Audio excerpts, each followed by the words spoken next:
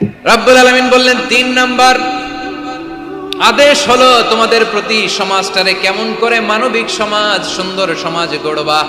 ৩ number আদেশ হলো ওয়াআতিদাল কুরবা হাক্কা, নিকটাত্মীয়দেরকে তাদের প্রাপ্য বুঝিয়ে দাও। এই নিকটাত্মীয়দেরকে তাদের অধিকার বুঝিয়ে দেওয়া, প্রাপ্য বুঝিয়ে দেওয়াতে আমাদের গাফলতি আছে না নাই? চট্টগ্রামে নাই? মাশাআল্লাহ আছে, আছে। অনেকে দেখবেন অনেক আল্লাহওয়ালা তাহাজ্জুদ গুজার, সেজদা দিতে দিতে কপালে কালো দাগ ফেলে দিছে, সে তার বোনের হকটা আদায় করে নাই। আছে না নাই? হ্যাঁ, এখানেও আছে। সর্বনাশ। অনেক বড় হাজী সাহেব, বিশাল লম্বা দাড়ি, ছেলেরে সব দিয়ে দিছে, মেয়েরে কিছু দেয় নাই, মেয়ের হক আদায় করে নাই। আছে না নাই? এই হাজী সাহেবেরা, এই আল্লাহওয়ালারা কিয়ামতের ময়দানে আটকে যাবে। আপনি অন্যের অধিকার নষ্ট করেছেন, তাদের রাইটস কে ভায়োলেট করেছেন। এজন্য আল্লাহ তাআলা বলেন, কারো অধিকার যদি কেউ নষ্ট করে, ওই সমাজটা মানবিক সমাজ কঠিনকালেও হতে পারে না। এজন্য ৩ নম্বর আল্লাহ বললেন ওয়া ইতাইদিল কুরবা, নিকটাত্মীয়দেরকে দাও।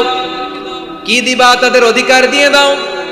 বোনের অধিকার বুঝিয়ে দাও, মেয়ের অধিকার বুঝিয়ে দাও, ফুফুর অধিকার বুঝিয়ে দাও। দেখবেন অনেক মায়েরা ছেলের পাতে মুরগির রান দেয়, মেয়ের পাতে দেয় মুরগির ঠ্যাং। এরকম আছে না নাই? ছেলেরা কি দেয়? মুরগির।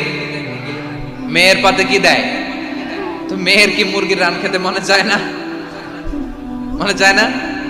এমনটা করা যাবে না। নিকটাত্মীয়দেরকে অধিকার দিয়ে দাও, নিকটাত্মীয়ের সাথে সুসম্পর্ক রাখো। আদেশটা কার?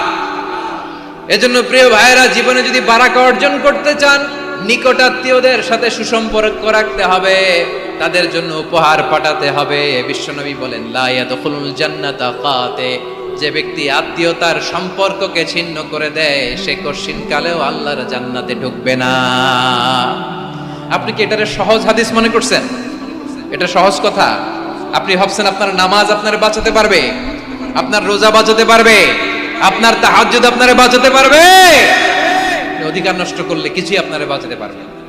এজন্য নিকট আত্মীয়দেরকে দিতে হবে বেশি বেশি। বিশ্বনবী বলেন ইন্না সাদাকাতা আলাল মিসকিনি সাদাকা ওয়া আলা যির রাহিমি ইসনাতান সাদাকাতুন ওয়া সিলা। মিসকিনরে দান করলে শুধু দানের সওয়াব হয়, নিকট আত্মীয়কে দান করলে 2টার সওয়াব হয়। সাদাকার সওয়াব হয়, আবার আত্মীয়তার বন্ধন অটুট রাখার সওয়াব হয়ে যায়। আবার বিশ্বনবী বললেন মান সাররাহু আইয়ুবসাতা লাহু ফি রিজকিহি ওয়া ইউনসা লাহু ফি আসারিহি ফালইয়াসিল রাহিমা, যে ব্যক্তি তার রিজিকের